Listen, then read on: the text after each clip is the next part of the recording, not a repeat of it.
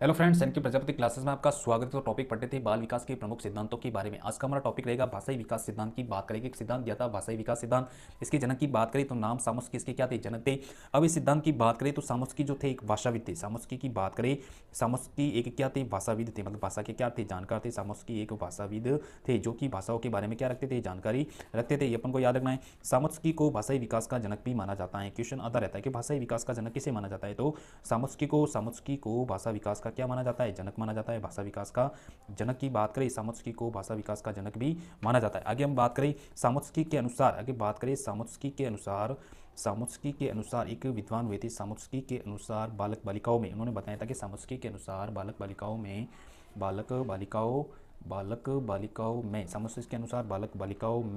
सामुस्की के अनुसार बालक बालिकाओं में भाषाई ज्ञान, इन्होंने कहा था कि बालक बालिकाओं में भाषाई ज्ञान नहीं सिखाया जा सकता। ये अपन को याद रखना है कि भाषाई ज्ञान नहीं सिखाया जा सकता है, सिखाया जा सकता है। क्योंकि उन्होंने कहा था कि भाषाई ज्ञान नहीं सिखाया जाता है क्योंकि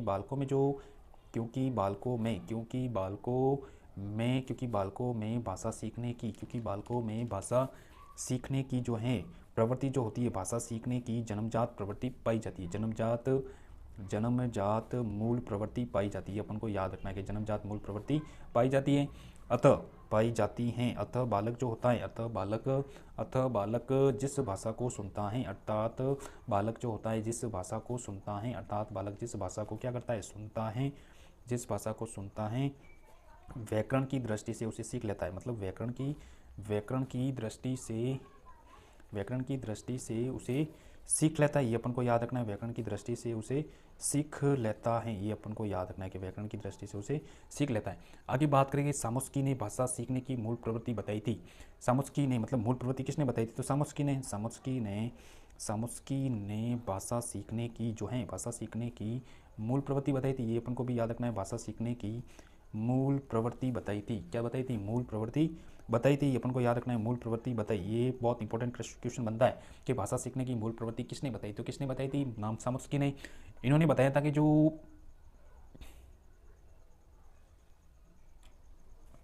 सामुस्की ने भाषा सीखने की, आगे हम बात करेंगे, सामुस्की ने भाषाई विकास की दो अवस्था बताई। कितनी अवस्था बताई, सामुस्की ने भाषा विकास की दो अवस्था बताई। अपन को याद रखना है, भाषा विकास की दो अवस्था बताई। ये अपन को याद रखना पड़ेगा, अवस्था बताई, ठीक है।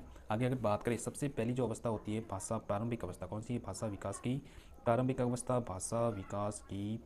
अवस्था।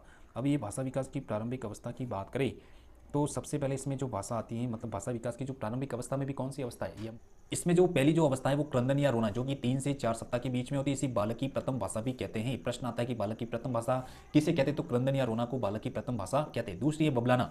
अब जो ये अवस्थाएं 3 से 8 महीने के बीच में होती है, जिसमें कि बच्चा जो होता है स्वर जैसे कि अ आ ई उ ऊ ओ जैसे स्वरों की ध्वनियां निकालता है। दूसरी व्यंजनों की बात करें तो या मा पा ना जैसे शब्दों को निकालता है। आगे हम बात करें, तीसरा है शारीरिक हाव भाव। शारीरिक जो हाव भाव है 9 से लगाकर 12 महीने के बीच में वो शारीरिक हाव भाव करता है। दूसरी जो अवस्था की बात करें तो भाषा विकास की वास्तविक अवस्था, जो कि 13 से लगाकर 14 माह के बीच में होती है।